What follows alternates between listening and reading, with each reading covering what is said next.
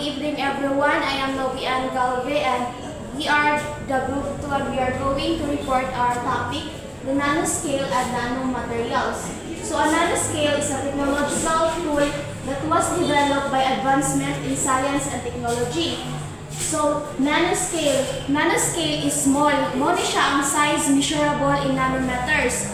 So na-develop niya siya daw sa advancement sa science and technology. So nanotechnology refers to the science, engineering, and technology conducted at the nanoscale, which is about 1 to 100 nanometers.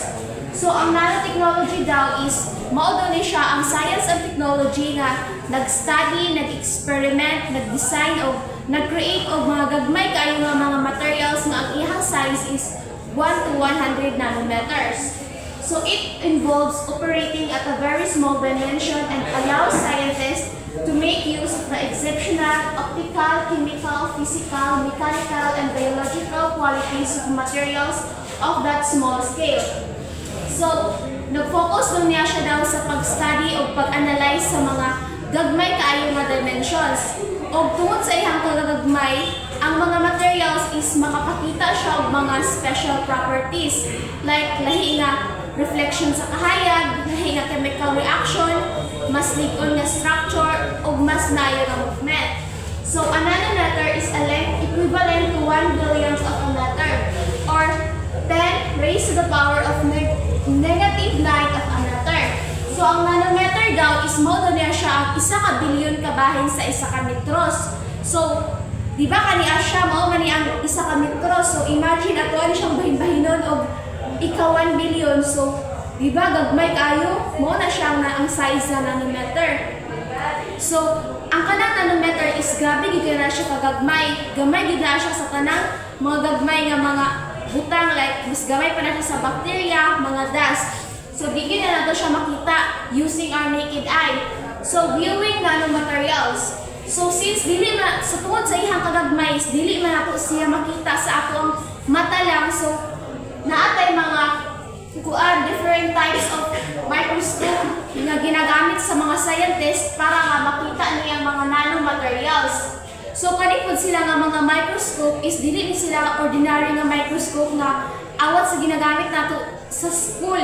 So kani nga mga microscope nga ilang gigamit is mga high-tech ni sila nga microscope. So some of the known microscopes used by scientists to view nanomaterials are: first, electron microscope. The first of this kind was built by German engineers Ernst Röska and Max Nall in 1930s. So, kaninang electron microscope is ang first na nga klase ani is gibuhat sa mga German engineers na Ernst Röska ug ni Max Nall sa 1930s. So, kaninang electron microscope is dili ni parehas sa normal nga microscope ang iyang kahayag gamit ani. Kay kani siya is nagamit niya siya og electrons kay og makahatag ni siya og mas dako nga enlargement bitaw sa imong sample. Di ba kaya niya nga i-magnify into 1 million times ang imong sample gikan sa ihang original nga size. So mas maklaro pagid kay nimo kung kanimo gamiton, mas maklaro gid mo bisan ang mga gagmay kayo nga mga particles. Ang nanomaterials is klaro gid kay kung kanimo hang gamiton nga microscope. So ang electron microscope is na siya 2 general types. So they are SEM or the scanning electron microscope. So ang scanning electron microscope is mura bitaw siya camera nga nag-scan bitaw siya sa surface sa object. So kani siya ang SEM is kung magbutang ka og magbutang ka og sample sa microscope is scan niya ang kuan surface sa object. So makita niya ang iyang panlabas nga anyo, ang texture sa iyang skin or basta anything nga naa siya sa gawas makita sa katong butang nga iyang himong sample. So next is a TEM or the transmission electron microscope. So ang kanipod ang TEM is di bali wala siya opposite sa SEM. Kaya kung kani ang TEM is kani siya is mura niya siya og kuan mura siya X-ray kay muagi niya siya sa mura siya X-ray kay muagi niya siya sa sulod sa object. Di bali kani nga microscope is makita nimo ang unsay naa sa sulod sa object nga imong gibutang sa microscope. So like for example, nagbutang ka og bacteria sa microscope. So makita nimo ang internal structure sa bacteria, unsay naa sa ihang sulod. So mao niya sila. So next is ang AFM, the atomic force microscope. So first developed by Gerd Binig, Calvin Coate, and Christoph Gerber in 1986. So kaniyang atomic force microscope is nagamit ni siya og super kagagmay nga probe. So ang probe is mura na siya og microscopic needle. So kani daw ang probe daw is slide lang na nimo sa ibabaw sa material. Ma-feel na nimo ang iyang lubak-lubak or ang iyang texture sa material.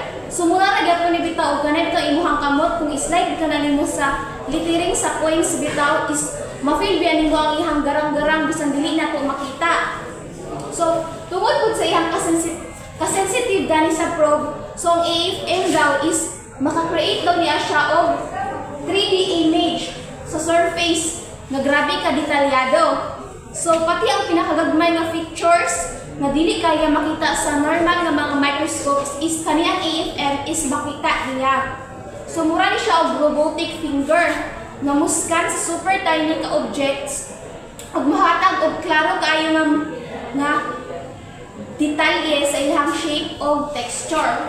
So next is ang scanning tunneling microscope. So it was developed by Gerd Binig and Heinrich Schroer in 1986.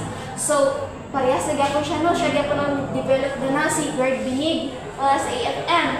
So, ang kaniyang scanning tunneling microscope is isa na siya ka klase sa microscope nga kanila gibuhat nila ni Gerd Binig, Heinrich Schroer sa 1986. O tungod sa ka-advance ani niya is nakadaog niya siya og Nobel Prize. So, makita niya mismo ang atoms. Kanang tanan pinakagamay nga piraso bitaw sa butang is iyahang makita. So perfect din niya siya para makanaw nimo ang mga nanomaterials gani nga microscope kay makita man niya bisan grabe kagagmay. So ang kaniyang scanning tunneling microscope is nagamit niya siya og kaning gamay bitaw siya nga hait siya nga tip. Oh, grabe ka. Gamay siya nga hait siya nga tip. Maduol kayo nimo ibutang sa surface sa material. So kung duol na kayo siya sa material is mura ni siya og kuan na ay murag wait lang. Kung ang tip kay duol na kayo siya sa kuan sa material bitaw is na ay murag na ay tunneling current or na ay gamay nga kuryente bitaw nga moagi.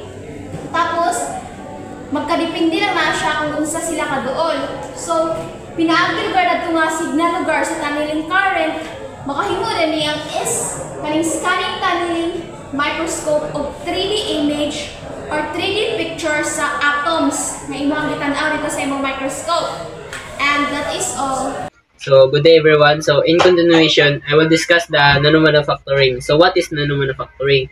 So, it is a scaled-up, reliable, and cost-effective manufacturing of nanoscale materials, structures, devices, and systems. So ang kaning nanomanufacturing is isa ni siya ka proseso nga ga-produce siya og mga gagmay kay na materials, mga devices, or even mga structures. So tungod sa kagagmay niya ani is ginagamitan ni siya og nanometers. So what is nanometers? So ang kanang nanometers kuno siya kanang di bale, for example, ang buhok sa tao is ang isa ka piraso sa buhok sa tao is ga-consist ni siya og 80,000 nanometers. So imagine kung unsa kagamay ang kaning 1 nanometers. So ang kaning nanometers pod is ang gina-measure ni siya basta dili sa kuan lang sa kaning dili basta-basta nga microscope. Ug gani pod siya na klase nga manufacturing is gina ni siya as scaled up, reliable ug cost effective. So when we say scaled up, reliable, which means kaning kuan kaning gikan na siya sa gagmay nga production hangtod sa magkaanam-anam siya og hangtod sa dako siya nga production. Then ang reliable means kanang makarely ka sa ilaha ba bisan pag mag-produce sila og thousands or even millions nga mga product, pero ang kuan gyud ang ilang quality is pareha ra bitaw even sa kaning performance sa ilang kuan product. So there are two fundamental approaches to manufacturing. So first is bottom-up fabrication, then second is top-down fabrication. First is bottom-up fabrication. So kani siya gabuild ni siya og structures gikan sa smallest particles or kanang ginatawag nato nga atoms upward hangtod sa makabuo na rin sila og final materials. So for example ani is ang kanang balay nga gihalo block. So di ba dili gid siya ditso nga makabuo siya og balay or dako nga kuan kaning butang. So gikan gid siya sa ginagmay gagmay hangtod sa magkadako din siya dayon. Second is top-down fabrication. So this process needs larger amount of materials and discard excess raw materials because it trims down large pieces of materials into nanoscale. So kani siya na process is baliktad din siya sa bottom-up fabrication. Kay gagikan ni siya sa large piece of materials hangtod sa nanoscale size. So dali rin siya makaproduce og nano devices pero mas kalas ni siya og material kaysa bottom-up. However, there are new approaches to assembling nanomaterials. So first is depth pen lithography. So kini siya gagamit ni siya og kanang grabe kahait nga tumoy-tumoy sa ginatawag nila na atomic force microscope para sa gamay nga pen. So kining tumoy anis gibutangan ni siya og chemical ink para makabuo dayon ni siya og patterns. So ang kanang ikaduha is self-assembly. So ang kaning self-assembly is ang mga molecules ani niya is automatically arrange themselves without someone nagaguide sa ilaha. So ang best example na is ang magnets. So third is ang kaning CVD or kaning chemical vapor disposition. Isa ni siya ka proseso where gases react sa heated surface para makabuo ni siya nipis og pure nga solid film. So useful kay ni siya because makaproduce ni siya og very uniform og high quality films para sa mga large areas nga good for manufacturing. Hello, good day everyone, and I'm gonna report my part, and this is the continuation of Vince's report. Number 4. Nano-imprint lithography. It is a method of generating nanoscales attributes by stamping them or printing them into a surface. Example na dani is kanang printer bitaw kabantay mo dana, like dili lang siya like diretso lang, naana siya mga particles na gagmay para mauna siya magsilbing ink na para mag-print sa paper. Pero dili siya usa lang kundi kanang little by little na siya ipikit. Next is number 5, molecular beam epitaxy. It is a method of depositing extremely controlled thin films. Example nila is kanang bitaw magkuha kag papel tapos idikit nimo siya one by one, like thin lang bitaw kayo, like kanang magpaint ka tapos pagkuhanin mo tapos mag-paint ka sa coat ko, barutag ka ng second coat, third coat, fourth coat, or whatever coat that was. 6. Roll-to-roll processing. It is a high-volume practice for constructing nanoscale devices on a roll of ultra-thin plastic or metal. This is number 7. The atomic layer epitaxy. It is a method of laying down one atom-thick layer on a surface. Siya is kabaliktaran ni siya sa molecular beam epitaxy. Ang kani siya is dito na sa baga-baga na bitaw na layers. Ang katong sa gaina is thin layers na siya. Ang kani siya is diretso na siya magtapak og baga. Use of these techniques, nanomaterials are manufactured to be more. First is durable. Dapat jud long-lasting siya. Next is stronger. Dapat jud kanang magbuhat ka og product is mag-last jud siya long, tapos strong siya and dili siya dali ra maguba. Next is lighter. Dapat supposedly pag magbuhat ka og mga nanoscales ni mga devices, dapat jud siya light lang so that pagamiton siya dili siya bugat. And next is water repellent. Dapat po dili siya kanang mabasa bitaw is maguba na. And next is the ultraviolet or infrared resistant. Kada bitaw dili siya dali ra maguba sa when it comes to mag-contact sa sun or whatever. And next is scratch resistant. Dapat po dili po siya dali ra ma-damage when it comes to ma-scratch siya bisa gamay lang. The next is electricity conductive. And the next is anti-reflective Next is anti-fog. Next is antimicrobial, and the last one is self-cleaning. They lead to manufacture of the present variety of products such as tennis rackets and baseball bats. Antay mo anang baseball bat bitaw na ano siya, kanang metal siya, but pag ano ni Miss, dili kay siya bugat. Like, yes, bugat siya, but gamay lang. And makaya ra bitaw siya og kanang bunal. Mao na siya. Ano siyang example dani sa ano scale na mao na siyang nabuhat nila na gi-imprint nila na ginagmay lang dili siya pinagbuo. My part is unique features of nanoscale. Number one is scale at which mass biology occurs. A lot of modern day researchers focus on advancing procedures, therapies, tools, and treatments that are more accurate at custom-made than traditional method and cause no side effect on the body. So, sa karong panahon na is mga scientists is gagamit na sila mga advanced technological procedures para ma-cure ang isa ka sakit. Wala na siya side effects sa body.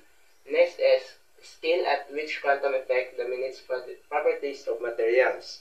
Nanomaterials have properties that are significantly discrete from particles of bigger dimension. This means that the nanomaterials is galahi siya sa mga laing mga particles sa materials. The properties of materials are highly dependent on their size. So the nanomaterials is kanang nagadepende lang siya sa size sa sa iyang ubanan is nagadepende lang siya. Number 3 is nanoscale materials have far larger surface area than similar masses of larger scale materials. The surface area per mass of particular materials is increased.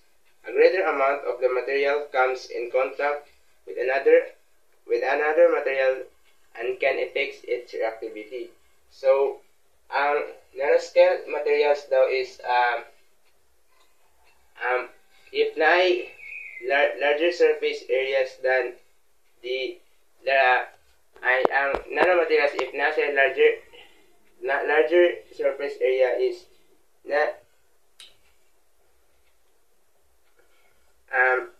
it has a greater amount of it can have a greater amount of reactivity. Good evening, ma'am. I'm John Popular.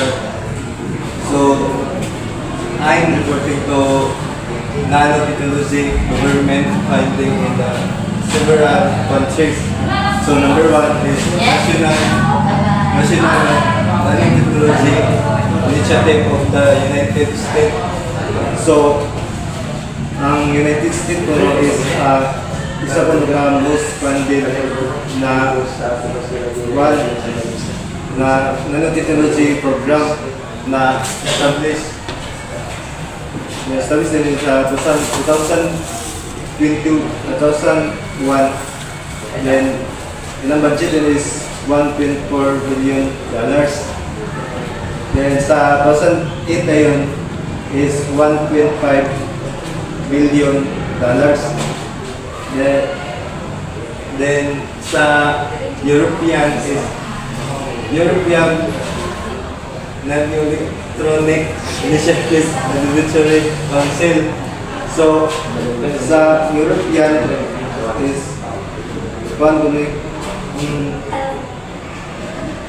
na-establish siya sa February 2008 para bitang masuportahan. So, masuportahan nila ang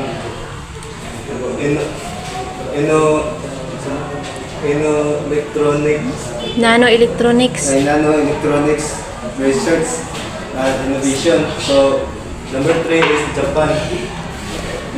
Nanotechnology Research Institute under the National Institute for Advanced Industrial Science and Technologies. So, sa Japan is na sila bitaw advanced advanced nanotechnologies. Then under po sila sa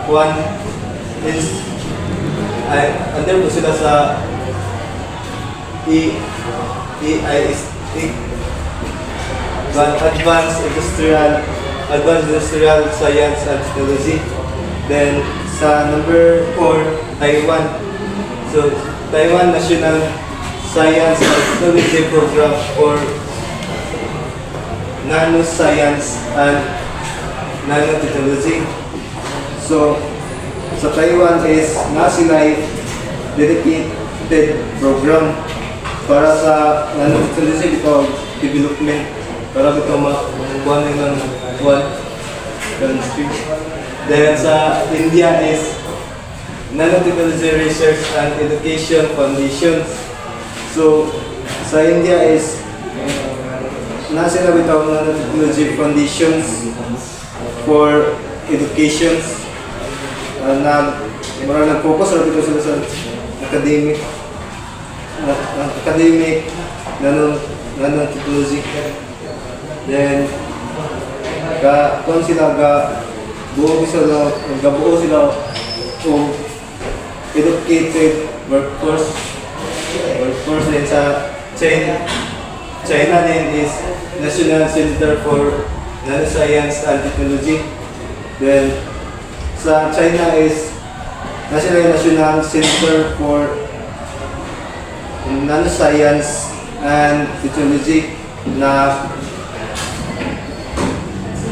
bitaw na sila bitaw na munguna sa ibang country nito na National Center of Nanoscience and Technology. Then sa number 7, Israel National Nanotechnology and Nanotechnology Initiative. Then ang Israel is isa bitaw na sa nanotechnology initiative. Nag-coordinate ikaw sila promote sa academic and industrial nanotechnology. Magsilaga dito sa nanotechnology. Then sa number 9 is Australian Office of the Number 8. Office of Nanotechnology. Then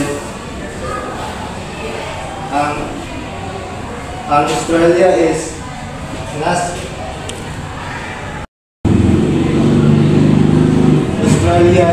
bitaw sila nasila'y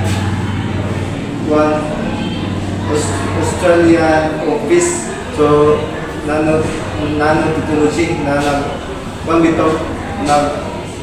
nag-manage sa ilang country o report o nanotechnology.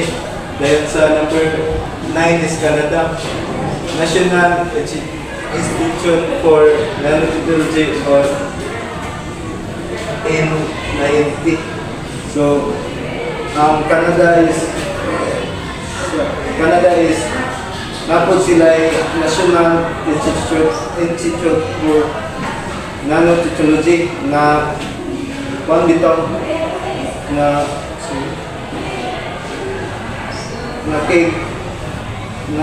collaborate dito sa government so academic. So number 10 is South Korea, Korea National Nanotechnology Initiative. Then ang South Korea is nasila'y Korea National Nanotechnology and initiative to important sa country nila then to high technology para mag-develop ang ilang buwan. Then sa Thailand is National Nanotechnology Center for Nanotech. So sa Thailand is nasila'y mga national nanotechnology centers or nanotech nga nanguna bitaw sa buwan kahit tulo pang check sa buwan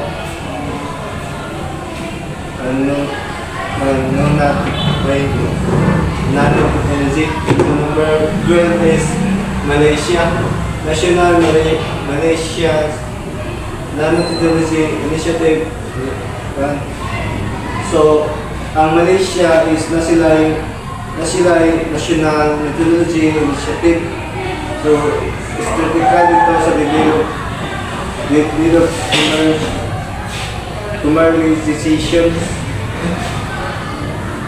commercializations. Good day everyone. Today I'm going to discuss about my topic, applications of nanotechnology in the Philippines.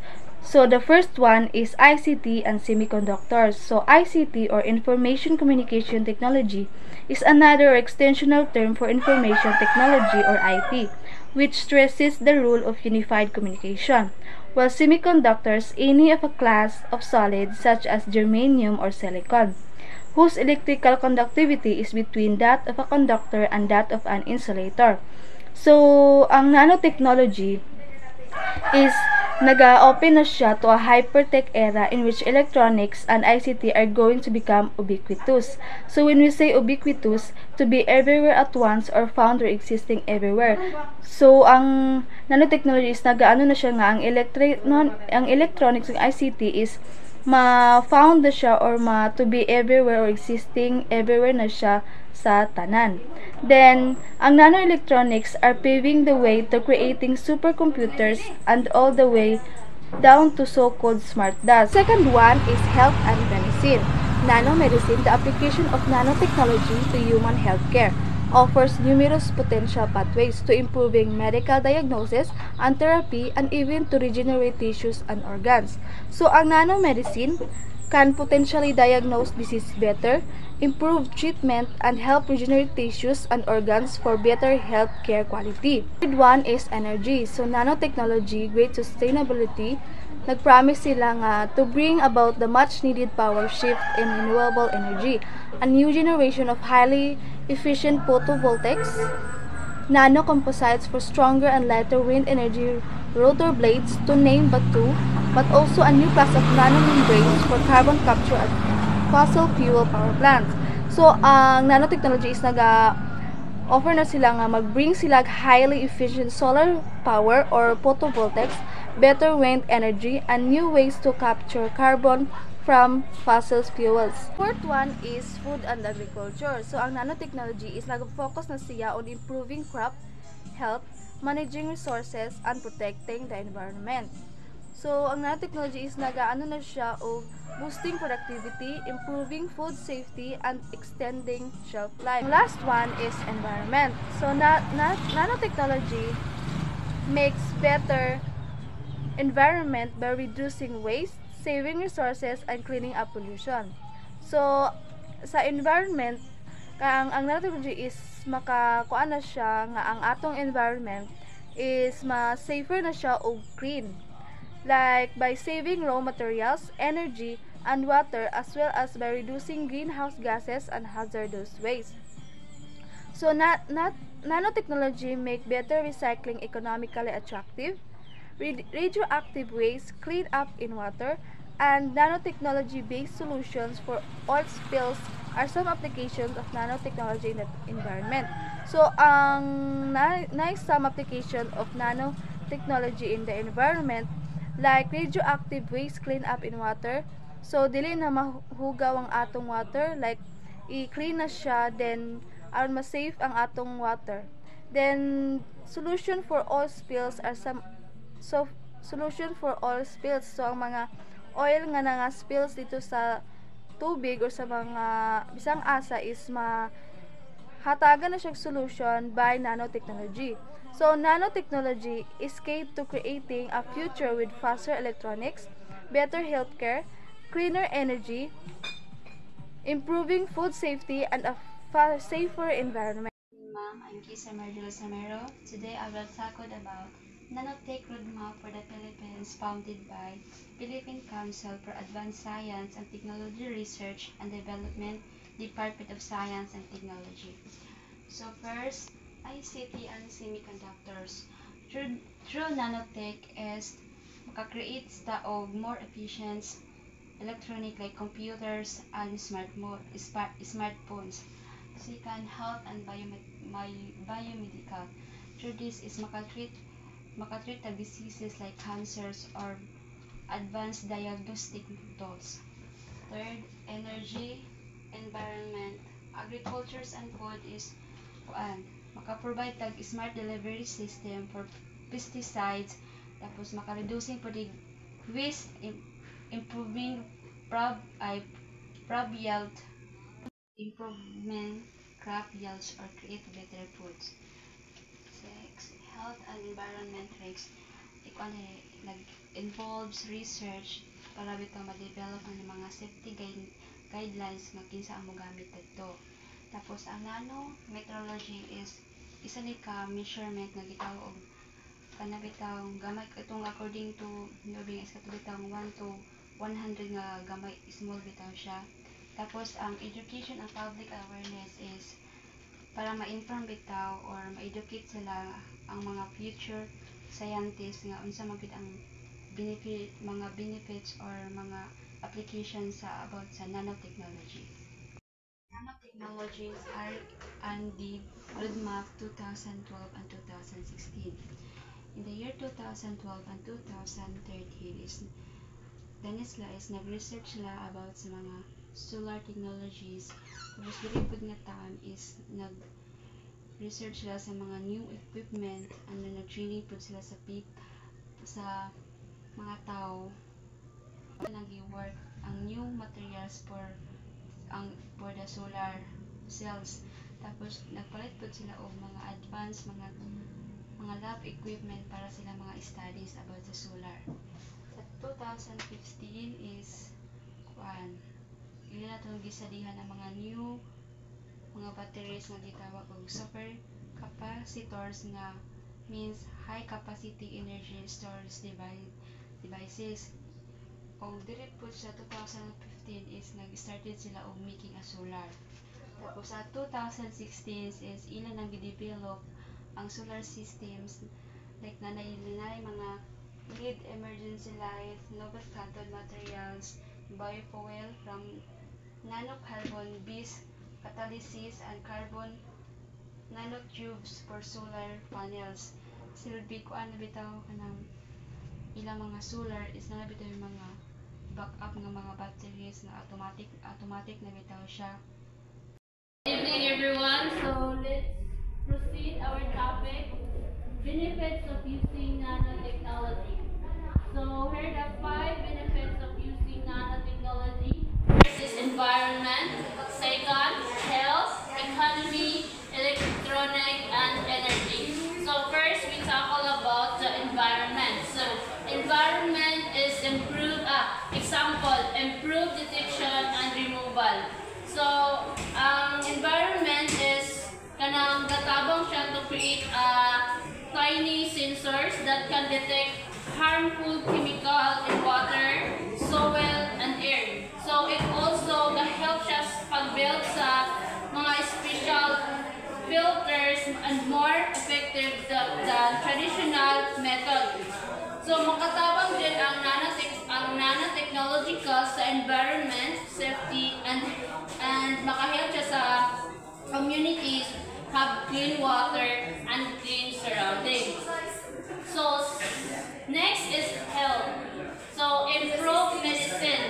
So example improve medicine. So ang nanotechnology is makahelp siya to create a new treatment like for cancer, like ang ginagamit ng nila is kanang nano size, like kanang gamay bitaw siya nga makadetect basta kanang gamay bitaw nga makakuan sa gagmay gid siya nga kanang like sa makakuan siya sa cancer, diabetes, like infection kanang ang problema sa isa ka tao kanang like kung nakaisabit is kung magamit ka sa nano size is sa unsa ra gid kana sakit, for example sa cancer, unsa ra gid kung cancer ra gyud diha ra gid nga siya mo di bali mo ang treatment is diha ra gid sa cancer, dili na maka-harm sa lain nga diseases.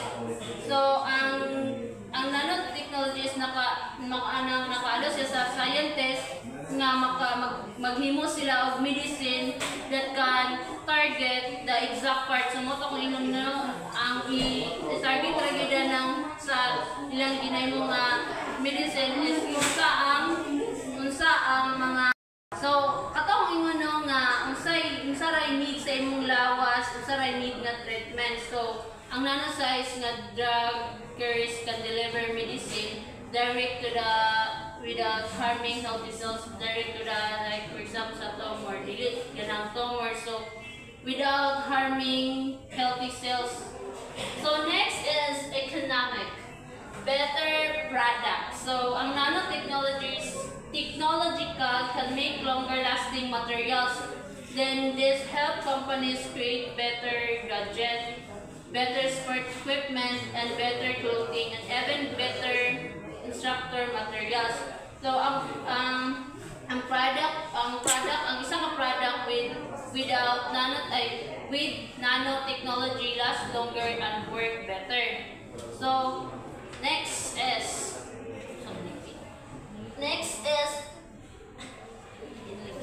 electronic. Example, smaller and more powerful devices. Ang nano-size component allows gaalaw sila sa phone, computers, and other electronics to become faster, more energy efficient, and more compact. We get a better gadget that we use less energy but perform better.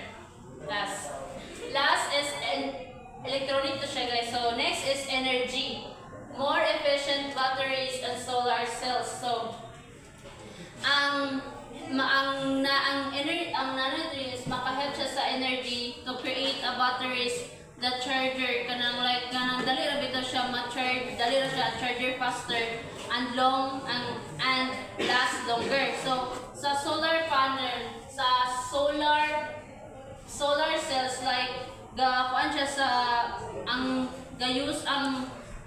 using the nanomaterials to absorb sa more sunlight para mag-produce siya sa more energy. Ang solar is ang iyang ga-produce is ang sunlight. So ang nanotechnology is makasupport siya to clean energy and help reduce electricity costs in the future. So ang nanotechnology has many benefits. So 5 benefits. It can help environment by cleaning pollutant, help by improving medicine, and boost the economy with better product. And then improve electronic by making devices smaller, and then support the energy by creating better batteries and solar cells. Thank you. So, nanotechnology has many benefits, but naa siya several concerns, which is kaning concern is about environment, health, and economy. So first is the environmental concern, which is the high reactivity and toxicity. Nanomaterials are extremely small og makareact na siya dali sa mga other substances. Tungod sa iyang high reactivity, na ay possibility nga maka-create gid siya og strong chemical reaction nga maka-harm sa plants, animals, soils, og water. Some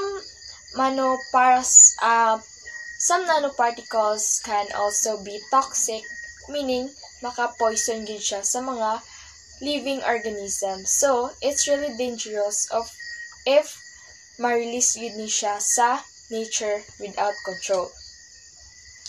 Next is the pervasive distribution in the environment. When we say pervasive, meaning mo spread gid siya bisag asa. Nanoparticles are tiny gid siya nga once maka-enter na siya sa environment, they can travel through air, water, og soil. This means maka-spread gid siya bisag asa even from far away kung asa sila tarilis. Tungod kay grabe sila kagagmay para makita, lisod jud siya mahinluan. Kani nga uncontrolled spreading nila is mo gini siya ang pinaka major environmental concern yun. Next is the nano-specific EPA regulation. When we say EPA, mo na siya ang Environmental Protection Agency, which is mo na siya ang government group nga maghimo og safety rules for chemical og mga pollutants. Ang concern is wala pa special or strict rules nga mahimo for nanomaterials. Since ang nanotechnology behaves differently sa materials, na ay uban companies nga mugamit ani without enough testing. So in short, na ay nanotechnology risk, but wala siya specific rules to follow them.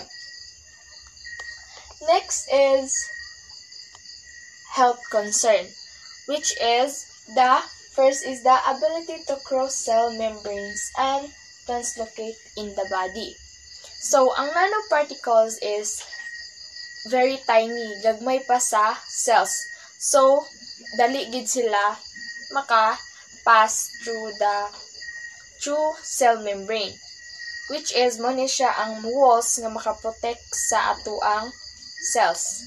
Once makasulod ni sila, dali ra gid sila mo spread sa different parts sa atong body through sa atuang bloodstream. Grabe gid ni siya ka concern kay since dili na to mapugnan ang pagsulod sa atong body, wala jud tay mahimo kung unsa ang apekto nga makakos ani sa atuang organs. They might damage atong cells or atoang tissues.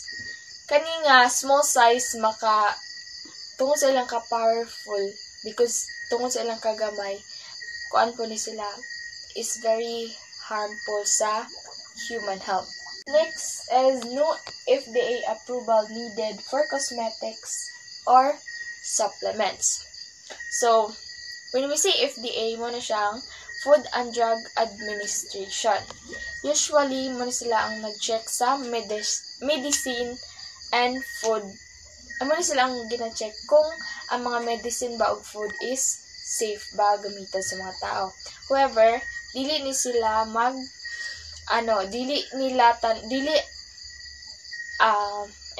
ang cosmetic mga supplements, dili na nila kinahanglan pa nga kanang i-approve ay ibaligya. Mao nang naay mga uban companies nga mag-add gid sila og nanomaterials sa especially mga cosmetics like mga lotion, makeup, creams og mga vitamins without fully testing long-term safety. So, na ibang tao nga magamit gid ani nga product with nanotechnology nga wala pa na studihan or na try, which is risky gid siya. Kay wala pa siya na try or wala pa siya na sure or na approve nga safety gid siya. Next is the economic concern, which is first is the distribution of wealth. So nanotechnology is very expensive gini siya nga ma-develop. So ang maka-afford lang gid ani nga technology is ang mga big company. Sila oy mas mudato pa sila, while ang katong mga small businesses is ma-left gid sila behind. Kay maka-create gini siya og economic gap kay mas maka-benefit lang is katong mga rich companies, while katong mga poor worker or mga small industries dili sila makakuha og equal opportunities. Kani nga concern sa nanotechnology is makakause siya og economic inequality. Next is potential cost of clean up and hand care. So if nanotechnology makakause siya og pollution or health problems sa government, ang government ug society gid ang face sa huge cost, which is sila ang mohinglo sa mga cleaning contaminated soil or water. So sila pud ang mag-treat sa mga people nga nasakit tungod ani nga nanotechnology. So nanoparticles is difficult gini siya nga makuha once nga ni-spread na siya.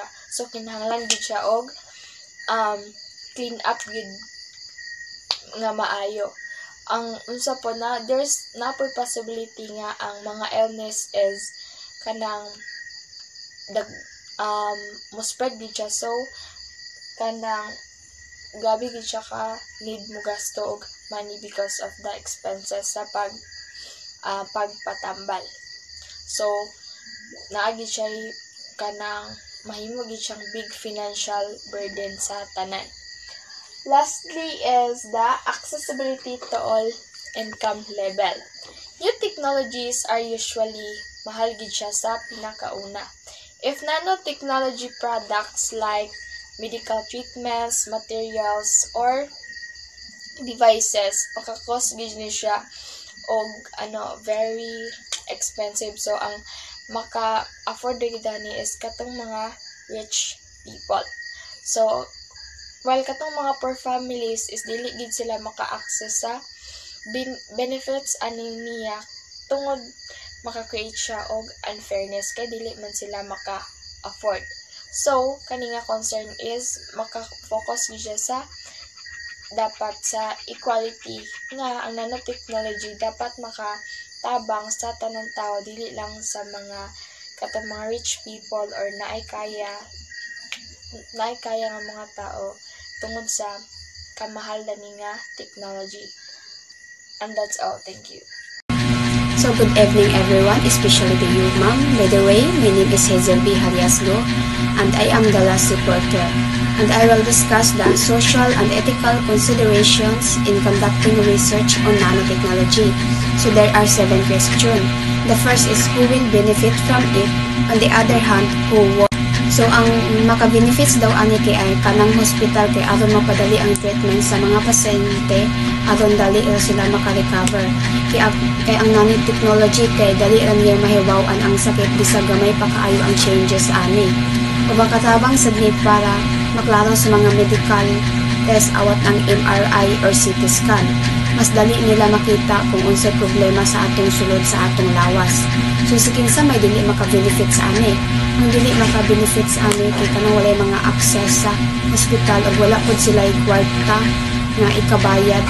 Og isa pud nang kanang nagtuyo bitaw sa bukid nga dili gyapon sila maka-benefits kay mahal pud ang nanotechnology bisag dili sila maka-afford.